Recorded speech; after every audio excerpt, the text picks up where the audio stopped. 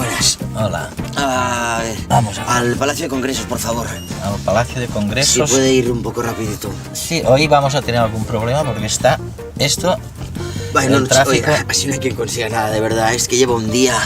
Ah, sí, ¿eh? Pero, ¿por qué?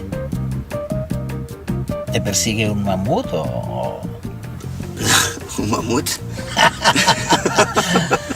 Claro, la gente no se lo cree, pero cuando las personas están estresadas, en realidad da igual el motivo, ¿sabes? Y la gente se preocupa, venga, se tortura. Ya, pero ¿cómo es que la gente reacciona de distinta manera? No quiero decir, si el estímulo no importa, Sí, todo el bueno, mundo tenía que reaccionar de la misma manera. pero es verdad que no importa. O sea, puede ser un mamut que han descubierto de pronto, puede ser un desamor, puede ser la congestión del tráfico, por ejemplo, que tenemos ahora, Sí. ¿no? Unos reaccionan peor y otros mejor a esta pérdida de control. ¿Se puede hacer algo contra el estrés? Bueno, es una gran pregunta, ¿no? Depende de si usted cree que se puede hacer algo o usted cree que no se puede hacer nada, ¿no? Yo, hombre, espero que sí. Pues mira, es que en eso nosotros, los occidentales, somos más bien del grupo segundo, o sea, de la gente que cree que no se puede hacer nada. Bueno, hay un gran premio Nobel de la Paz, además, que dijo: los hombres no son humanos. Fíjate. Y frente a eso está la gente como los budistas que milenariamente han creído siempre que se puede hacer algo, es decir, que se puede controlar, que se pueden gestionar las emociones propias y por lo tanto que se puede dominar el estrés. Total, que yo soy más bien occidental y usted es más budista. Vamos, yo lo que me cuesta escaparme del pensamiento occidental, pero admiro este sentimiento que han tenido los budistas de verlo antes que nosotros.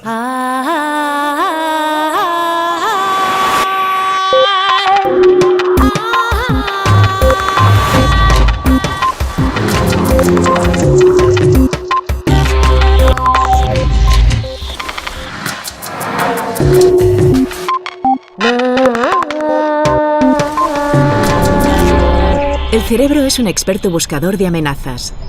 Sonia Lupián. ¿Sabríamos definir el estrés? Es una respuesta de nuestro organismo que muchos temen.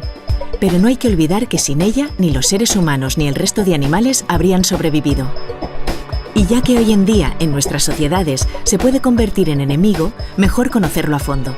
Con la neurocientífica Sonia Lupián, que lleva más de 20 años desentrañando los mecanismos y los efectos del estrés, Eduardo Punset nos descubre hoy algunas pistas para combatirlo antes de que cause estragos.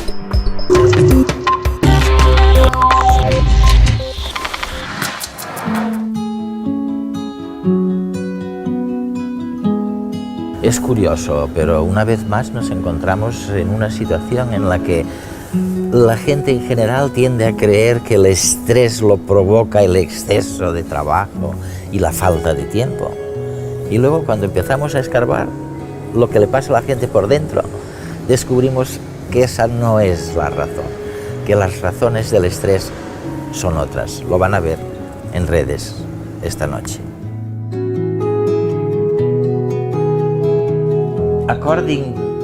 Según lo que tú dices, lo que está sucediendo en nuestro cuerpo cuando un mamut lanudo está a punto de comernos, y cuando estamos hartos de estar al volante y nos ponemos de los nervios en un atasco de tráfico, todo eso es muy similar. Lo que quiero decir es que el cerebro es un detector de amenazas, de información amenazante. Y cada vez que nuestro cerebro detecta algo que supone una amenaza, ya sea para nuestro tiempo o para nuestra vida, como en el caso del mamut, generará hormonas del estrés para aportarnos la energía necesaria. Ante exactamente los mismos motivos, algunas personas se estresan más que otras. Y no me resultaba fácil entenderlo hasta que tú explicaste el porqué. ¿Por qué? Creo que es un error colosal pensar que a todos nos estresan las mismas situaciones.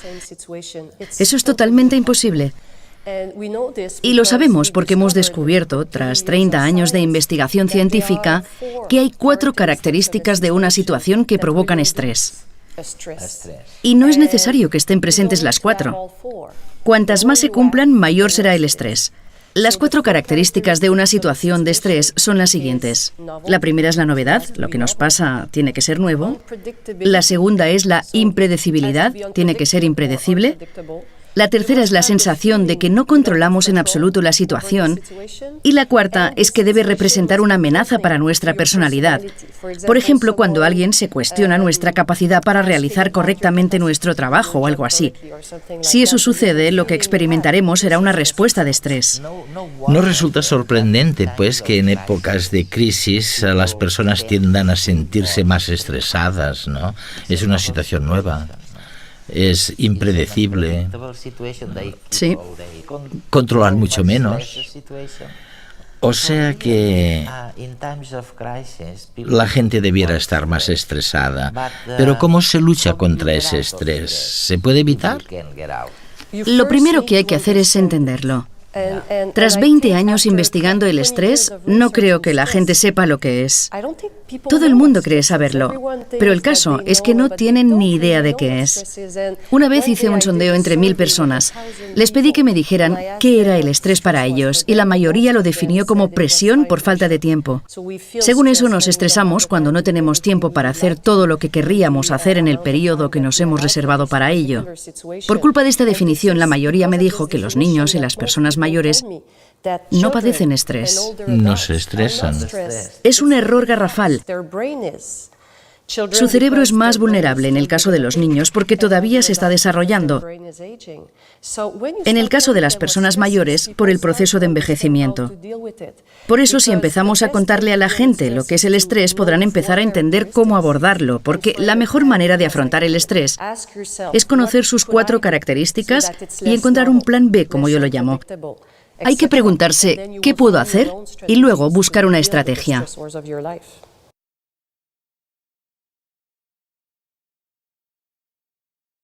Es curioso. Nuestro cerebro ante una situación de estrés actúa como lo haría hace 20.000 años. Me explico. Bien te persiga, por ejemplo, un mamut, o bien estés esperando una llamada del jefe, tu cerebro reacciona de la misma forma. Hace saltar la alarma. Tú ya piensas que te van a despedir y decides huir o luchar. La parte racional del cerebro trata de convencerte de que no pasa nada, pero la parte más irracional ya se prepara para la pelea y dilata las pupilas para ver bien el peligro venir. El cerebro lleva sangre a los músculos que se tensan para la pelea. Aumenta la presión sanguínea y abre las venas y le dice al estómago y a los riñones que dejen de trabajar. Contrae los capilares de la piel, quiere minimizar la pérdida de sangre en caso de heridas. Tu cuerpo cambia, estás pálido y aumenta tu temperatura. El cerebro ordena abrir las escotillas de las glándulas del sudor. Aumenta la sudoración y el corazón aumenta las palpitaciones. Los pulmones se ponen a dar oxígeno. Ya estás preparado para la lucha. Claro, si fuera necesario. Porque una cosa es que un mamut te persiguiera hace miles de años y otra que te montes una película por una simple llamada de teléfono. Bienvenido al estrés contemporáneo. Investigar sobre el estrés, ¿te ha enseñado algo sobre la felicidad o sobre por qué las personas tienden a ser infelices? ¿O cuándo podrían ser felices? Si estás estresado, tienes miedo, probablemente eso es la negación de la felicidad. Así que las personas estresadas son infelices. Pues no sé yo si estudiar el estrés durante 20 años me ha enseñado algo sobre la felicidad. Lo que sí sé, y de eso estoy segura, es que la felicidad no consiste en la ausencia de estrés. Una vez leí un libro cuyo título decía algo así como «Libérese del estrés para siempre». Pues bien, si te liberas completamente del estrés, estás muerto. Vamos, que en esta vida necesitas un poco de estrés. Cuando hablas con personas felices, verás que siempre se marcan pequeños retos que desean conseguir. Pero la diferencia es que conocen, por así decirlo, su resistencia al estrés y cuando el estrés es excesivo, frenan. ¿Y qué hay de los distintos tipos de estrés. Me refiero a que está el estrés absoluto, un tsunami o algo así, ante lo que no se puede hacer nada, absolutamente nada. Y luego está desafíos más relativos. ¿O siempre es lo mismo? No, ahora establecemos una diferencia entre factores estresantes absolutos y relativos. Un factor estresante absoluto supone una amenaza para tu supervivencia. El problema que tenemos ahora, si es que puede considerarse un problema, es que ya no hay muchos factores estresantes absolutos en nuestras vidas. Ya no hay mamuts. Sin embargo, la Organización Mundial de la Salud predice que en el año 2020 la depresión relacionada con el estrés crónico será la segunda causa de invalidez en el mundo. Y si ya no hay mamuts, ¿por qué pasa eso? Creemos que es porque ahora los factores estresantes son relativos, lo que significa que generamos una respuesta de estrés si estamos expuestos a situaciones nuevas, impredecibles, que no controlamos, etc. Y esas sí que abundan ahora. ¿Te has fijado alguna vez en los titulares de los periódicos? Está todo lleno de información amenazante. Así que hoy en día estamos rodeados de información que el cerebro puede procesar como si fuera la amenaza de un mamut. Y sufrimos respuestas de estrés todo el rato.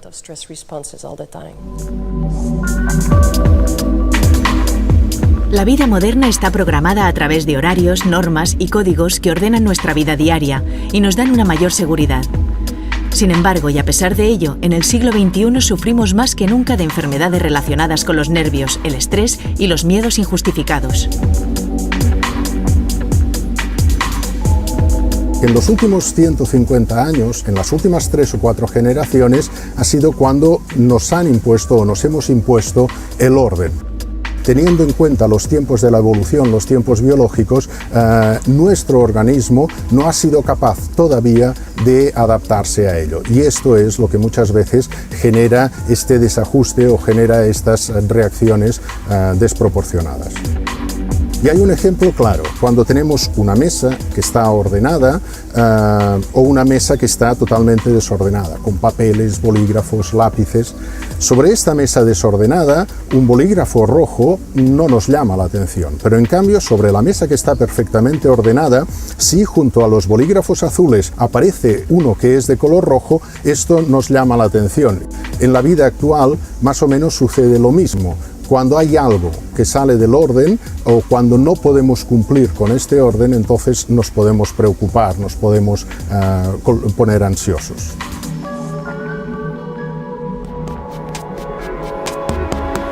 El cuerpo humano está preparado para responder a las amenazas. En realidad, cuando nuestros ancestros vivían en la selva, vivían en los bosques, se encontraban a menudo con osos, con leones y tenían que responder, tenían que luchar contra ellos o bien tenían que salir corriendo hasta que encontraban un árbol y ahí reposaban, descansaban de esta situación amenazante. En la ciudad sucede algo distinto. En la ciudad las amenazas no son puntuales, sino que son amenazas continuas y a veces vamos encadenando una tras otra. Esto lo que hace es que no tengamos tiempo para reparar nuestro organismo y que todo se convierta en un estrés crónico.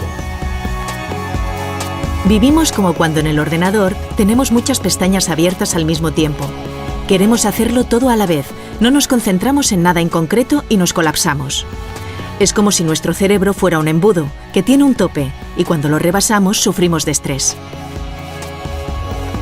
Ante una situación estresante, nuestro organismo produce una hormona que se llama cortisol. Es la sustancia que nos permite correr más, que permite que el corazón bombee más sangre, incluso que nos permite no sentir tanto el dolor de una herida ocasional que nos podamos producir.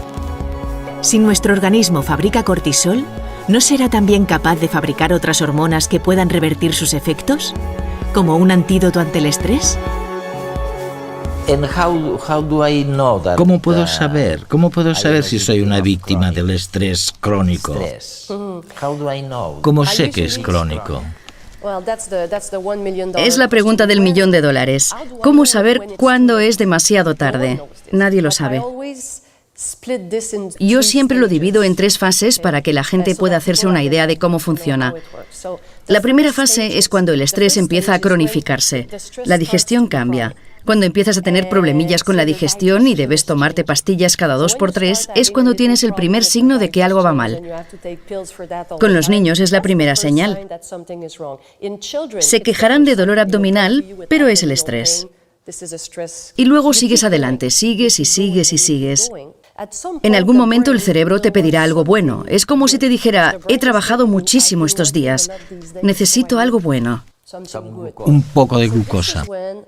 En este punto beberás más alcohol, fumarás más. Y si no bebes ni fumas, qué sé yo, tal vez empieces a tomar más helados. Cualquier cosa que te guste, empezarás a tomarla más porque el cerebro necesita algo para calmarse. Esta sería la segunda fase. En la tercera fase es cuando enfermas. Ahora tienes problemas de memoria, cambios en la personalidad. Te enojas más rápidamente. Aquí es cuando puede aparecer la sensación de estar quemado y la depresión.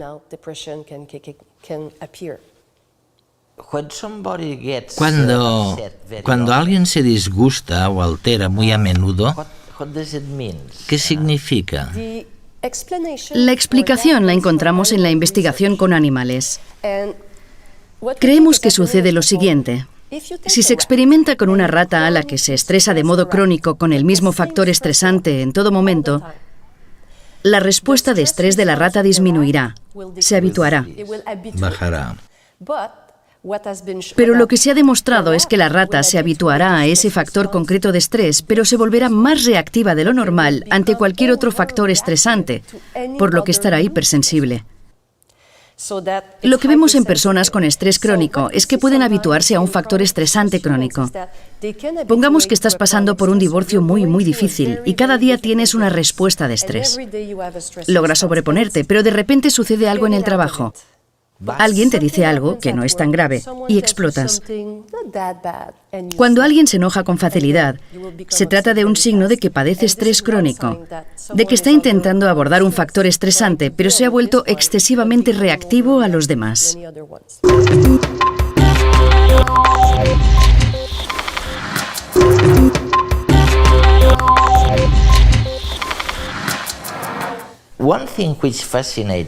Hay algo que me fascina en todo esto, Sonia, y es que afirmas, después de haber hablado tan mal sobre el estrés, dices, oye, necesitáis un poco de estrés, es necesario un poquito de estrés para mantener la memoria. ¿Qué quieres decir con esto? Y aquí hay que distinguir entre el estrés agudo y el estrés crónico. Hay que evitar el estrés crónico.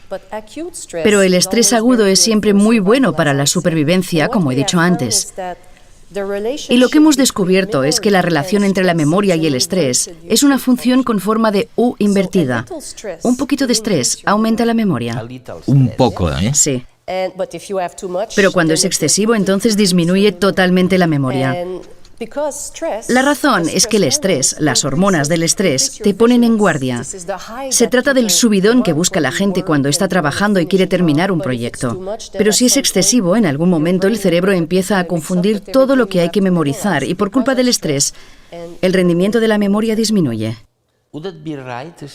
¿Sería correcto decir que un poco de estrés tal vez agudice la memoria a corto plazo y, sin embargo, algo irá mal si intenta atender a diferentes cosas a la vez?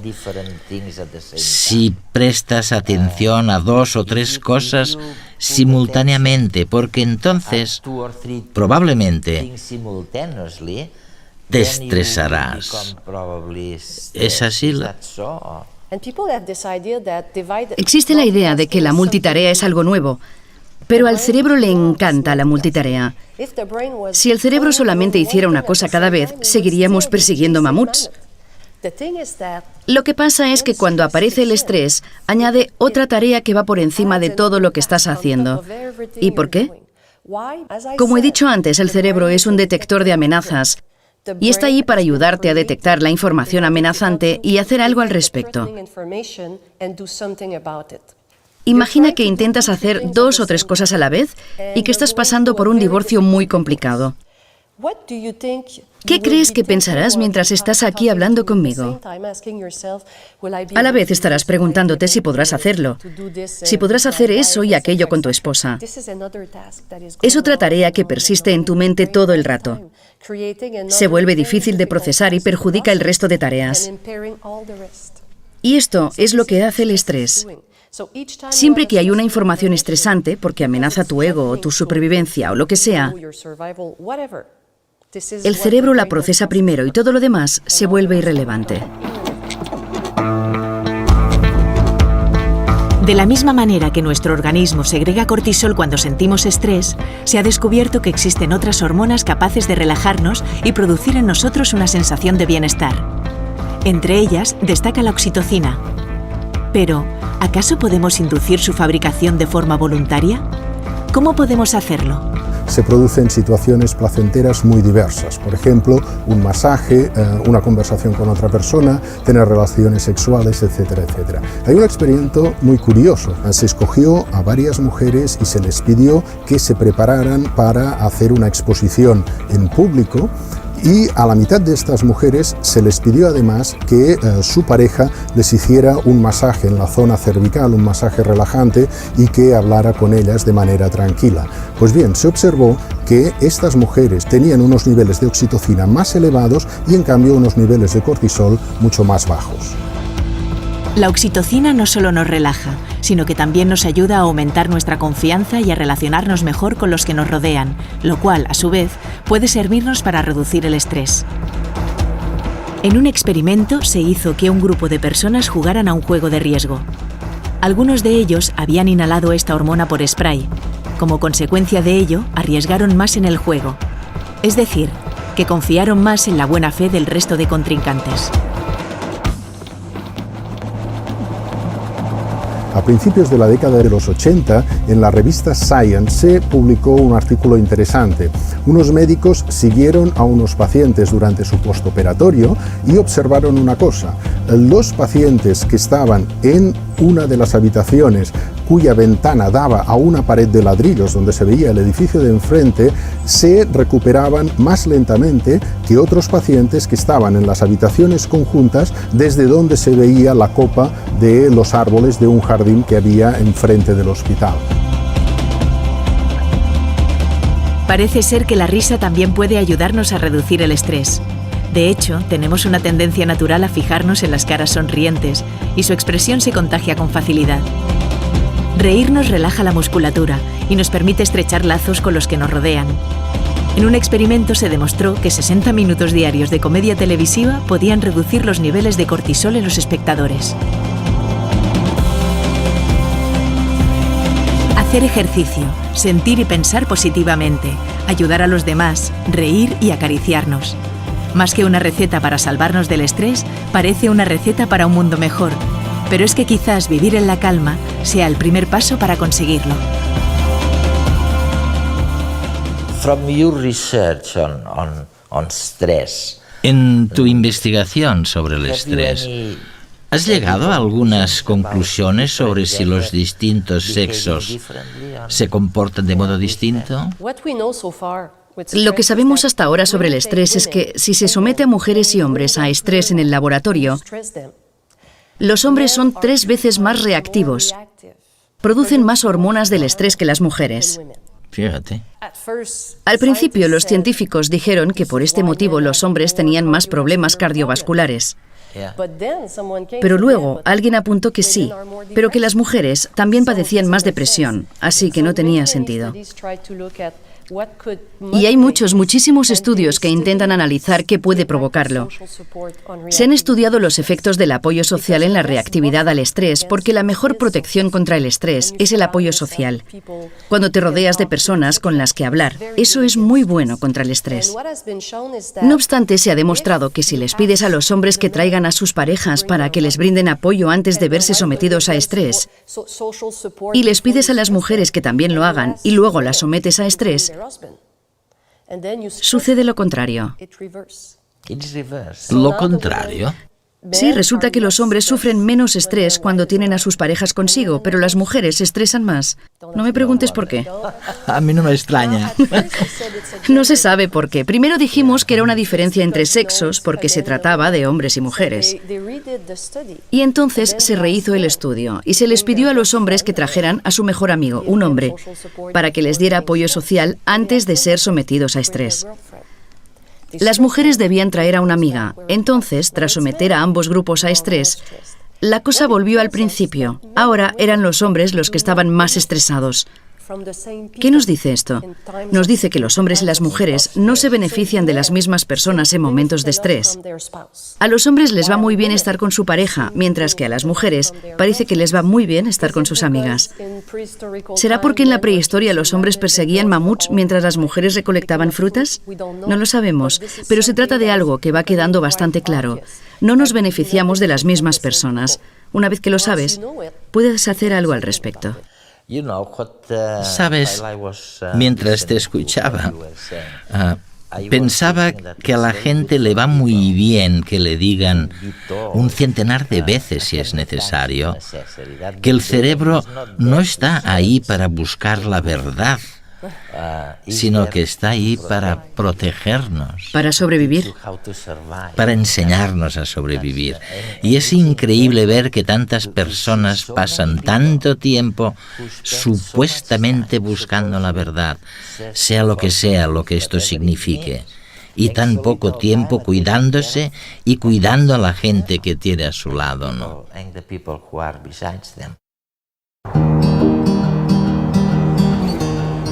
Al cerebro le da absolutamente igual.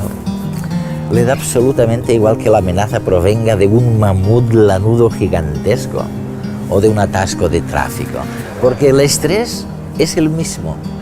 Y lo que se pone en marcha, la respuesta del estrés, es idéntica. Al cerebro le da igual.